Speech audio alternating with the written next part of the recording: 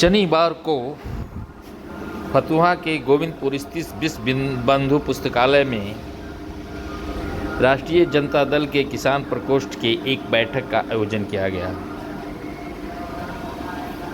बैठक में राजद किसान प्रकोष्ठ के प्रदेश अध्यक्ष गोपाल कृष्ण गौतम यादव समेत कई राजद के नेता पहुंचे और केंद्र और राज्य सरकार पर किसानों के साथ कर रहे नाइंसाफ़ी पर जमकर बरसे। इस दौरान आयोजित बैठक को राजद के पूर्व प्रवक्ता मृत्युंजय कुमार यादव, पूर्व विधायक समेत कई नेताओं ने संबोधित किया। यह बैठक मुख्य रूप से आगामी 18 अगस्त को पटना के बाबू सभागार में आयोजित किसान महासम्मेलन को सफल बनाने के लिए बुलाई गई थी। बैठक की शुरुआत होते ही राजद नेताओं ने बख्तियारपुर से आए राष्ट्रीय जनता दल के पंचायती राज के महासचिव राजेश कुमार यादव को स्वागत किया। उसके बाद प्रदेश अध्यक्ष को जिला अध्यक्ष धर्मवीर गोप ने गुलदस्ता देकर और अंग वस्त्र देकर सम्मानित किया। उसके बाद प्रधान महासचिव लालू यादव ने भी पूर्व विधायक आरजेडी को गुलदस्ता देकर और अंग वस्त्र देकर सम्मानित किया। उसके बाद जिला अध्यक्ष धर्मवीर गोप को मोहन ठाकुर ने अंग वस्त्र और फूलों का माला पहनाकर स्वागत किया।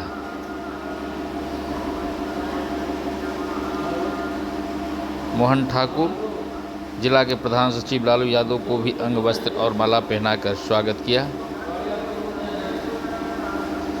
इस बैठक में फतुहा के नगर राजद अध्यक्ष दयानंद प्रसाद सिंह, अवधेश यादव, बख्तियारपुर के राजेश कुमार यादव,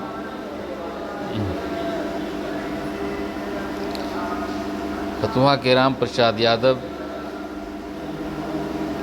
अमित कुमार,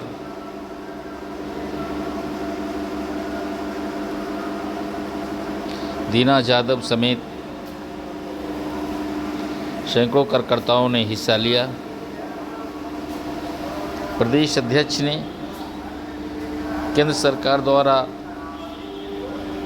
साल में दी जा रही 6,000 रुपये को किसानों को दी जाने वाली भीख की संख्या दी और कहा कि अगर केंद्र सरकार और राज्य सरकार किसानों को भलाई करनी चाहती है तो चंद्रशेखर सिंह, पूर्व प्रधानमंत्री चंद्रशेखर सिंह द्वारा लागू सिफारिश को केंद्र सरकार लागू करे।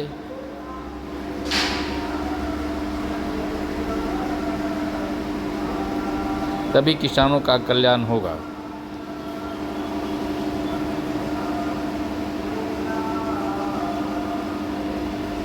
पूरे बैठक को राजद के कई नेताओं ने संबोधित किया।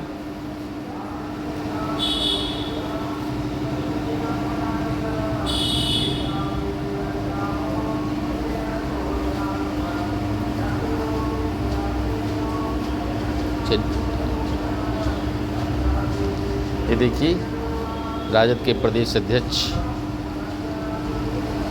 गोपाल कृष्ण चंदन यादव सभा को संबोधित कर रहे हैं और तमाम राजद कार्यकर्ताओं से फतुहा विधानसभा के किसानों से अपील कर रहे हैं कि आगामी 18 अगस्त को पटना के बापू सभागार में आयोजित न्याय यात्रा में भाग लें। सुनिए प्रदेश अध्यक्ष गोपाल कृष्ण चंदन यादव से क्या कह रहे हैं। बता दूं, मेरे दल के किसान प्रकोष्ठ का कार्यक्रम है। बिहार के तमाम किसानों की समस्या को लेकर के किसान राष्ट्रीय जनता दल लगातार मुखरता से सरकार के विरुद्ध केंद्र सरकार और राज्य सरकार की नीतियों के खिलाफ मुखरता से लड़ाई करते आ रहे हैं। अब आप इसके इस मुखरता के आलोक में मैं बता दूं कि हाल ही में दिए गए एडीजी के द्वारा जो बयान है कुंदन कृष्ण के द्वारा, उन्होंने क्या कहा कि 3 महीनों में किसान खाली रहते हैं, बैठे रहते हैं और सदियों से, आप सबको तो गौर करें, सदियों से किसान इन काम को, आपराधिक घटनाओं को अंजाम देते आए। ठीक है, एक तरफ तो सरकार जो है आपराधिक वारदातों पर ये लगाम लगाने में असफल रही, और दूसरी तरफ इसके जो अधिकारी हैं अपर पुलिस महानिदेशक, वो किसानों पर ठिकरा फोड़ के अपने आप समस्या बनता है उसको कवर अप अर्थात पर्दा डालने के लिए इस तरह का घृणित और शर्मनाक बयान।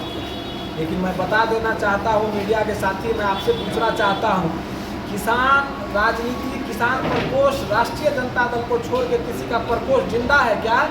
कहाँ था भाजपा का किसान प्रकोष्ठ? कहाँ था जनता दल यूनाइटेड का किसान प्रकोष्ठ? एक शब्द बोला है क्या? सारे किसानों को गाली दी गई। कोई कहा है किसी में हिम्मत? अगर थोड़ी सी भी हया होती इन प्रकोष्ठों में, जैसे भाजपा हो, जेडीयू के लोगों में, तो कम से कम निकल करके बयान को खंडन करते हैं। लेकिन तो कुंदन कृष्णन इस अपने बयान से मतलब बैक फुट पर गए। कब गए? जब राष्ट्रीय जनता दल किसान प्रकोष्ठ, आपको नहीं मालूम होगा, आपको जानकारी होगा ही, सब सैटेलाइट चैनल चलाया, सभी बिहार के जिला मुख्यालयों पर माननीय नेता प्रतिपक्ष श्री तेजस्वी प्रसाद यादव जी के दिशा निर्देशन में राष्ट्रीय जनता दल किसान प्रकोष्ठ इसके विरुद्ध चरणबद्ध आंदोलन चलाने का ऐलान किया, और उस ऐलान के आलोक में उस आंदोलन की प्रथम कड़ी में सभी जिला मुख्यालयों पर 1 दिवसीय पुतला दहन का कार्यक्रम हुआ। तब जाकर के एडीजी बैकफुट पर आया। इसके पहले किसी सब दल में, सभी दलों में किसान प्रकोष्ठ है ना कि नहीं है? लेकिन सच्चाई तो ये है, भाजपा वाले किसान को, फर्जी लोगों को किसान प्रकोष्ठ का बना दे रहा है। कृषक से, खेती किसानी से उनको कोई लेना देना नहीं, कोई मतलब नहीं है। धान की रोपनी कब होता है, मकई का तौली कुछ पता नहीं है। तो अगर आप मान लीजिए कि आपका नाम गौतम है और गाली राजू को दिया जा रहा है, और आप अभिनय में राजू बने हुए हैं नाम बदल के, बात को गौर करिएगा, तो उनको लगेगा कि गाली गौतम को नहीं देकर के राजू को दिया गया है। तो ठीक उसी प्रकार से उदाहरण के तौर पर मैंने आपको बातों को रखा है कि किसान है ही नहीं, सबके किसान प्रकोष्ठ फर्जी है। कोई लड़ाई लड़ने को तैयार है क्या?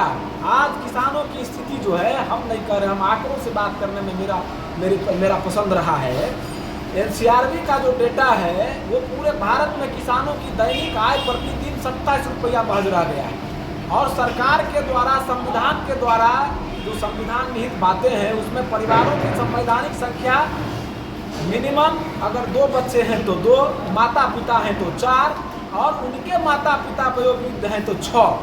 तो जो वयोवृद्ध माता पिता हैं उसके चिकित्सा के लिए, और जो बच्चे हैं 2 उसके शिक्षा के लिए 27 रुपया में कहीं से संभव है? किसान क्या करेंगे? कहाँ से शिक्षक आएंगे? कहाँ से किनका फीस भरेंगे? तो 27 रुपया में, यानी बिहार के किसान बिहार से बिहार करने को विवश है मजदूर के रूप में, अर्थात बिहार के बाहर पंजाब जैसे राज्यों में जाकर के बिहार का किसान मजदूर होने को विवश है।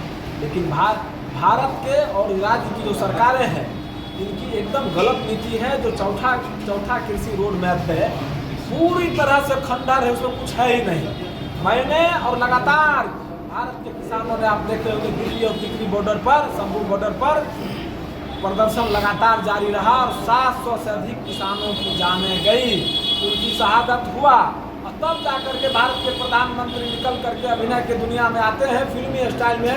क्यों? इसलिए कि वो यूपी का चुनाव नज़दीक था, और तीनों काले कानून को मैं वापस लेता हूँ, वो मेरे तपस्या में कमी रह गई, और भारत के किसानों से, भारतीय लोगों से मैं माफ़ी मांगता हूँ कि संवेदना को जगने में इतना वक्त लगा। अगर यही काम करना था तो आप पहले कर दिए होते। तो 700 से अधिक किसानों की शहादत को, मैं शहादत शब्द का इस्तेमाल कर रहा हूँ, उनकी जानें बचाई जा सकती थी। उसके बाद उससे भी बड़ा गंभीर बात है, बिहार के साथ हमेशा सौतेला व्यवहार हुआ है। 5 जुलाई 2022 को जो कमेटी बनी है, स्वामीनाथन कमेटी का जितने सिफारिशें हुई है उनको लागू करने के लिए, जिसमें एमएसपी को कानूनी दर्जा, फॉर्मूला उसका C2+50 अर्थात संपूर्ण लागत का 1.5 गुना किसानों को मिलेगा। कहाँ कमेटी है? मैं पूछना चाहता हूँ आरएसएस और बीजेपी वाले लोगों से, कमेटी का विलय किस दल में हो गया है कि जिस दल के पदाधिकारी बना दिए गए हैं और वो सब सारे दल के लोग चुनाव लड़ रहे हैं, और उन्होंने कहा नॉन पॉलिटिकल कमेटी का मैं गठन कर रहा हूँ, और फिर रातों रात पंजाब और दिल्ली के बॉर्डर से किसानों को उठा करके बंद कर दिया गया, सब पर फर्जी मुकदमे कर दिए गए। तो ये सरकार दोहरी नीति अपना रही है और बिहार के साथ हमेशा से दोहरी नीति अपनाई हुई है।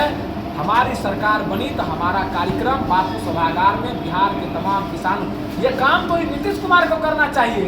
एडीजी जो कुंदन कृष्णन है और नीतीश कुमार दोनों एक ही जिले से आते हैं, दोनों एक ही जिले से आते हैं, और गृह मंत्री के तौर पर ये बिहार के जो मुख्यमंत्री हैं, ये गृह मंत्री के तौर पर इनको चाहिए उनको तुरंत अविलंब बर्खास्त करें इन बयानों के लिए। और दूसरा, बिहार के तमाम किसानों को गांधी मैदान में सम्मानपूर्वक बुला करके कि एडीजी के शर्मनाक बयान पर मैं माफ़ी मांगता हूं, और माफ़ी मांगते हुए मैंने उनको बर्खास्त किया, और किसानों से तब लगता कि ये माफ़ी योग्य है। आप समझिए, अच्छा माफ़ी मांगना क्या है, मैं किसी तरह के बयान को दूँ अपनी माफ़ी, इसका मतलब मैंने गलत बयान ही किया है, तो अस्पष्ट हो गया ना, वही प्रमाणित कर दिए कि मैंने बयान गलत। अब फिर एक सबसे गंभीर बात, उनके ही शब्दों को आप पकड़िए, उसने क्या कहा माफ़ी मांगते हुए, मेरे बाप और दादा दोनों कृषक थे, अब थे कि नहीं थे तो वही बतावेंगे या उनके लोग बतावेंगे, लेकिन अगर थे 3 महीनों में उनके बाबूजी या दादाजी भी अपराध करते थे, इसका क्यों नहीं खुलासा किए। अब समझ, उन्हीं की बात को मैं सब कोट कर रहा हूँ, मैं अपनी तरफ से कोई किन्हीं बातों को। अब लगातार जब देश के प्रधानमंत्री गुजरात के मुख्यमंत्री हुआ करते थे, अभिनय की दुनिया में लगातार हमारे राष्ट्रीय अध्यक्ष माननीय श्री लालू प्रसाद यादव जी के आशीर्वाद से जो केंद्र में तत्कालीन मनमोहन की सरकार थी, वो प्रधानमंत्री थे, उनको चिट्ठी लिखा करते थे और पत्र के माध्यम से रोने धोने का काम मोदी जी क्या करते थे कि किसानों की आमदनी दोगुनी कैसे हो, किसानों को सब्सिडी कैसे मिले, गन्ना किसानों के सुस्त पक्षी के रफ्तार को गति कैसे दें। लेकिन जब ये व्यक्ति बन गए भारत के प्रधानमंत्री, तो हमें तो शक हुआ होता है कभी कभी कि वो गुजरात वाले मुख्यमंत्री वाले नरेंद्र मोदी जी हैं कि दूसरा प्रधानमंत्री नरेंद्र मोदी, हमको अभी तक समझ में नहीं। देखिए नेताजी, आप में अलग अलग समस्याएं हैं किसानों की। पटना पटुआ के किसान का अलग समस्या है, आप मोतिहारी चंपारण के इलाके में चले जाएंगे जहाँ गांधी जी का आंदोलन का शुरुआत हुआ था बंजर भूमि के खिलाफ, वहाँ के अलग समस्याएं हैं। आप सीमांचल चले जाएंगे, मैं पूरे बिहार तीसरा मेरा यात्रा है, इसके पहले मैं किसान चौगान यात्रा पर था, तो सारा जो बिंदुवार समस्याएं हैं उसको मैं एकत्रित कर रहा हूँ। माननीय नेता प्रतिपक्ष के साथ मैं समस्याओं को लेकर रूबरू रहूँगा और पूरे बिहार के तमाम किसान भाइयों को सम्मानित तरीका से बुला करके वही संवाद करेंगे। कृषकों के हित की जो भलाई का घोषणा होगा वो उनके लिए अधिकृत माननीय नेता प्रतिपक्ष हैं। किसान के उपयोग हेतु जितनी भी सामग्रियाँ हैं वो हम लोगों के तत्कालीन सरकार जब यूपीए की थी तो उसमें जीएसटी 0% था। जैसे कि ट्रैक्टर ले लीजिए, कल्टीवेटर ले लीजिए, हार्वेस्टर, तमाम उपकरण जो किसानों के उपयोग के लायक थे उसमें जीएसटी 0 था। और अभी जीएसटी का फीसदी क्या है आप लोगों से सीखी हुई। तो किसान को का भला कैसे हो, किसानों की आय दोगुनी कैसे हो, तो कहाँ ही था ना। वर्ष 2022 अंतिम था ना, इनका समय सीमा तय था, निर्धारित था, प्रधानमंत्री ने कहा था। अरे प्रधानमंत्री क्या क्या कहा, मैं उसको गिनाऊँ तो आपके समय मेरे समय कम पड़ जाएंगे, दूसरे जिलों में मेरा जाना थम जाएगा।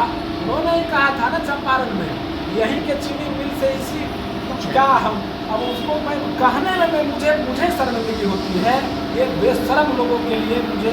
अब मैं सिर्फ किसान को भलाई को लेकर के लगातार यात्रा पर हूँ। अब इसकी बुराई को लेकर के मुझे लगता है कि इनसे अब हाथ जोड़ लूँ, ये झूठा लफंगागिरी के सिवा इन्होंने कुछ नहीं किया देश और राज्य के। चलिए अपना नाम और पद बताओ। डॉक्टर गोपाल कृष्ण, चंदन यादव, प्रदेश अध्यक्ष राष्ट्रीय जनता दल।